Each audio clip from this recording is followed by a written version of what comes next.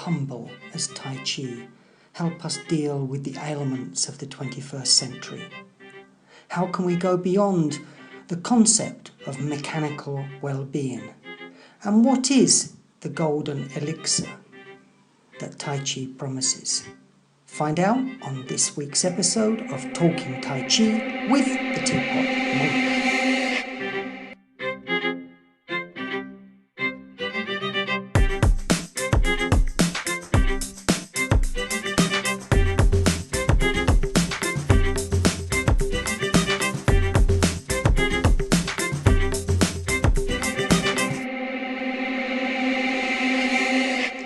For the last few weeks, we've been pondering over the practice of Tai Chi as a martial art, trying to look at what a martial art means in the 21st century for both warriors and priests. If you've just joined us on this episode, you may want to download the last 3 episodes in order to catch up on this whole debate. This week, however, I want to move on. I want to begin to focus on how Tai Chi is viewed in the context of health. And when we talk about health in Tai Chi, we talk about specific approaches such as working on bad posture, combating low energy levels, turning off the incessant monkey mind, feelings of disintegration and fragmentation from our environment, and often a profound disconnection with the immediate past and the immediate future. So let's take a look at some of these.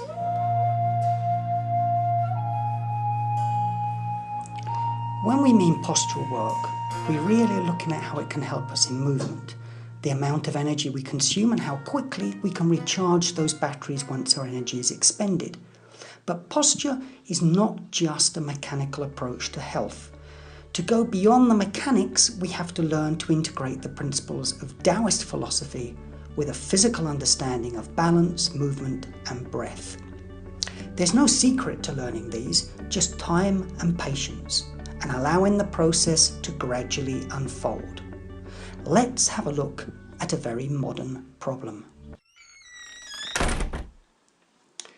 Let's look at the issues of stress, anxiety, contamination and pollution of our rivers and forests, contamination and pollution of our minds through information overload, political betrayal, and the ever-present monkey mind. But before you get too excited about the global implications of the art of Tai Chi, I need to point something out. I don't believe that we are going to combat the world's environmental, political, or economic problems by just doing the form once a day. I personally am not convinced that by universally timing our practice of the 8 blockade exercises, that first world countries will unilaterally switch from exploiting third world countries. Neither do I subscribe to the belief that by pushing hands in unison across the world, we will end economic imperialism or national conflicts over diminishing resources. So before you rush out and cancel your subscription to Greenpeace, listen on to something a lot more subtle. Sir, yes, sir! Through the study of Tai Chi, we come to slowly understand and observe the patterns of our breath, the patterns of our movements, and ultimately the patterns of our thoughts. It just happens. It just works. It just works. The wonderful treasure within Tai Chi, the golden elixir, is that you don't have to work on it. It works on you. You just focus on your breath, and then you'll recognize when tension begins to accumulate in your muscles or in your postures, whether they be physical or intellectual. Learning to recognize the blocks is just part of the process though, for next comes the important phase of breaking out of the confirmation bias. These are the repeated cycles of negative reinforced behavior. In our everyday social exchanges with our friends and family, our work and our neighborhood, this is a process, gradual, deep, profound, contagious, and it is uprooted in the practice of push hands. These are the secret, well, not so secret really, benefits to practicing Tai Chi.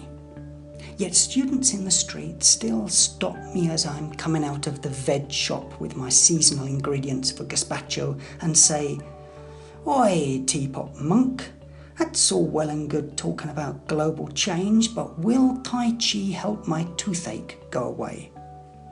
My answer is, well, for that you'll need to listen in again next week and come back for the second podcast in the series of health and Tai Chi. That's all for this week. Thanks for listening, and for more information on the confirmation bias principle in Tai Chi, see the link in this week's show notes. And you can also download from the website the newest subversive poster this week for your dojo wall from Marshall McLuhan. Don't miss it. On teapotmonk.com. Go on, I dare you.